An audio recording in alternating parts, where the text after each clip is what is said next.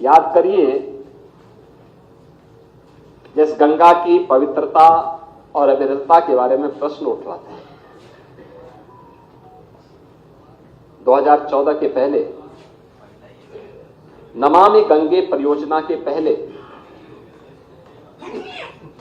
उत्तर प्रदेश के अंदर मां गंगा 1000 किलोमीटर दूरी तय करती है, बिजनौर जनपद से बलिया जनपद तक। इन 1000 किलोमीटर के दायरे में सबसे क्रिटिकल पॉइंट, और एक क्रिटिकल पॉइंट केवल उत्तर प्रदेश के लिए नहीं था, गंगोत्री से लेकर गंगा सागर तक के इस पूरे 2500 किलोमीटर के दायरे में था, वह कानपुर था। कानपुर में 125 वर्षों से सीसाओं में 4 करोड़ लीटर सीवर प्रतिदिन गंगा जी में उड़ेला जाता था। हम आभारी हैं प्रधानमंत्री मोदी जी के, जिन्होंने नमामि गंगे परियोजना के माध्यम से इस योजना को प्रभावी ढंग से लागू करने के लिए हमें पर्याप्त धनराशि उपलब्ध करवाई। यद्यपि पैसा 2015 में भी उन्होंने उपलब्ध कराई, लेकिन समाजवादी पार्टी की तत्कालीन सरकार ने उसको लागू करने के लिए कोई कदम नहीं उठाए। ये जो प्रदूषण की बात करते थे ना, ये वही लोग हैं जो अपने समय में कुछ कर नहीं पाए, और हमें अवसर मिला तो डबल इंजन की सरकार ने सीसामऊ के सीवर पॉइंट को सेल्फी पॉइंट बनाने का काम किया। एक भी बूंद सीवर आज के दिन पे मां गंगा में कानपुर में नहीं जाता है।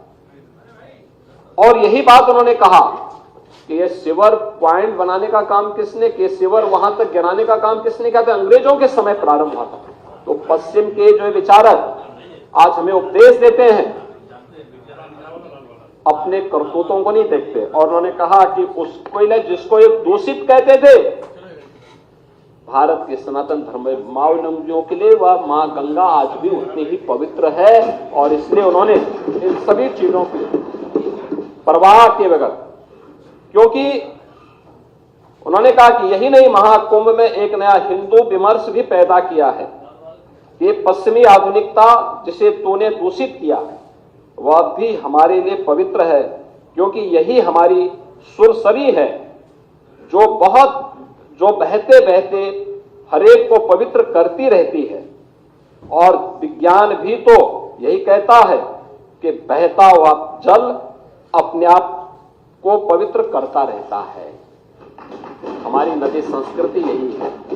और आपने इस चीज को देखा होगा, मैंने पिछले दिनों जब मैं यहाँ पे राज्यपाल जी के भाषण में चर्चा के में भाग लेने के लिए यहां आया था, तब भी मैंने बताया था कि सेंट्रल पॉल्यूशन कंट्रोल बोर्ड के जो भी नमूने लिए जाते थे वह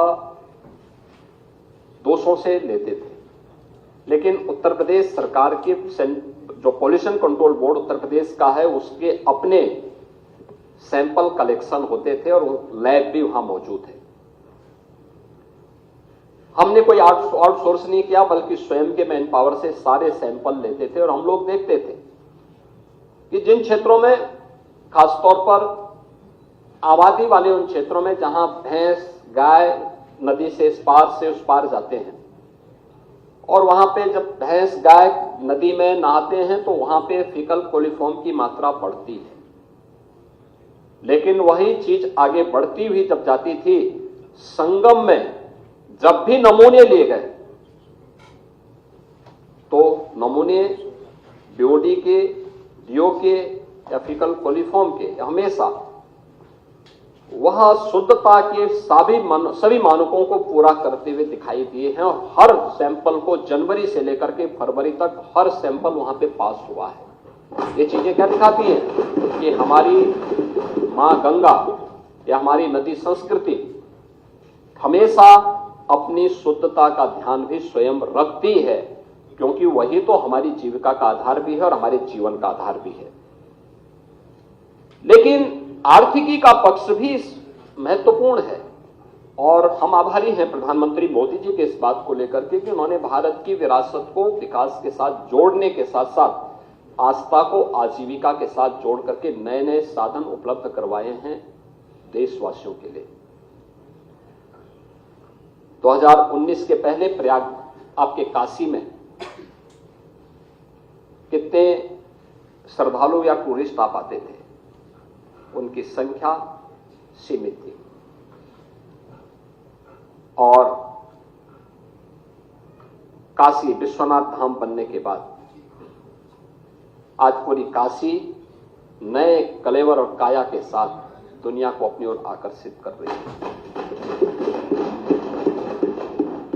13 जनवरी से लेकर के 27-28 फरवरी तक, इन 45-50 दिनों तक पूरी काशी पूरी तरह पैक थी। 5 लाख से लेकर के 25 लाख श्रद्धालु प्रतिदिन वहां पे दर्शन करता था, मां गंगा में स्नान भी करता था और काशी के इस वैभव को भी देखता था, इस कलेवर और कायाकल्प को भी देख करके विभूत होता था और काशी के साथ साथ प्रदेश और देश के विकास में भी अपना योगदान करता था। लेकिन काशी के लोगों का धैर्य उस दौरान वास्तव में उससे भी ज्यादा अभिनंदन का पात्र है, जिन्होंने 1.5 महीने लगभग 150 दिन तक उनके आने जाने के साधन बंद रहे, लेकिन धैर्य के साथ आतिथ्य सत्कार का एक नया उदाहरण प्रस्तुत किया। ये हमारा काशी है, सबको गले लगाना जानता है। अयोध्या धाम यही दृश्य था। 5 लाख से लेके 15 लाख श्रद्धालु प्रतिदिन अयोध्या धाम में देखने को मिला। उन्होंने सुविधाओं की परवाह नहीं की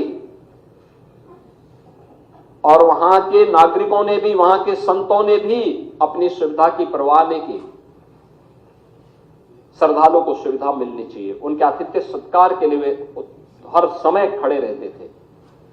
मैं इस अवसर पर प्रयागराज के साथ साथ अयोध्या धाम और काशी धाम से जुड़े हुए अपने सभी वहां के नागरिकों का भी हृदय से अभिनंदन करता हूं और उनके प्रति धन्यवाद देता हूं, जिन्होंने धैर्य के साथ इस आयोजन को अपना आयोजन बनाया। और हमने देखा कि जिस भी जगह से श्रद्धालु जन गए, पर्यटक गए, उस जनपद के लोगों ने भी आतिथ्य सत्कार के नए उदाहरण प्रस्तुत किए। क्या चित्रकूट हो या प्रतापगढ़, जौनपुर हो, भदोई हो, मिर्जापुर हो, कौशाम्बी हो, फतेहपुर हो या जिस भी मार्ग से गए, हर एक जगह लोगों ने अभिभूत करने वाला स्वागत किया। मुझे याद है 28 जनवरी को सायंकाल 5 बजे से लेकर के 29 जनवरी को हम लोगों ने प्रयागराज में भीड़ के वॉल्यूम को देखते हुए लगभग 2 लाख वाहन अगल बगल के जनपदों में रोके थे और उस जनपद में ही उन श्रद्धालुओं के लिए भोजन की, रहने की व्यवस्था की थी, वहां के नागरिकों ने की थी, प्रशासन उसमें सहयोगी बन रहा था, लोग कर रहे थे। आतिथ्य सत्कार का इससे बड़ा उदाहरण और क्या हो सकता है। और कहीं कोई घटना नहीं घटित हुई। हाँ, पूरी दुनिया आई थी, 100 से अधिक देशों के लोग इस अवसर पर आए और आर्थिकी के बारे में इसकी आस्था आजीविका का आधार बनता है।